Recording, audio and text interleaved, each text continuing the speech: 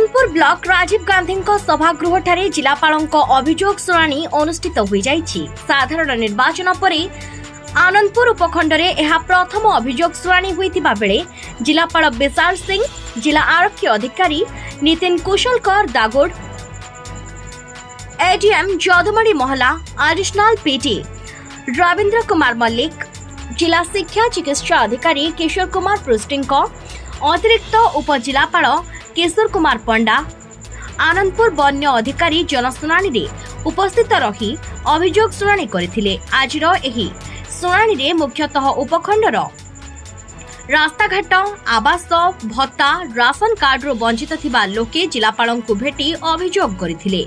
सेपरि Anandpur bus stand रो सफाई कर्मचारी माने दरमा पाई नथिबा बेले जिलापालों को एक दाबीपत्र प्रदान करथिले। एही जनशुणाणी रे जिलापाल 10:30 रे आनंदपुर ब्लॉक रे पहुंचीथिबा बेले विभिन्न विभाग रो अधिकारी विलंब रे जनशुणाणी रे पहुंचीथिबा देखिबाकू मिलिथिला। सेभଳି बारंबार तहसील और ब्लॉक कार्यालय को जाई निराश होई जिलापालों जनशुणाणी को भरोसा करथिले, किंतु जिलापाल और एसपी समस्तों अभियोग पत्र निर्दिष्ट अधिकारी माननकु हस्तांतर करिबा परे अनेक अभियोगकारी समस्या समाधान नै संदिहान हेलेनी।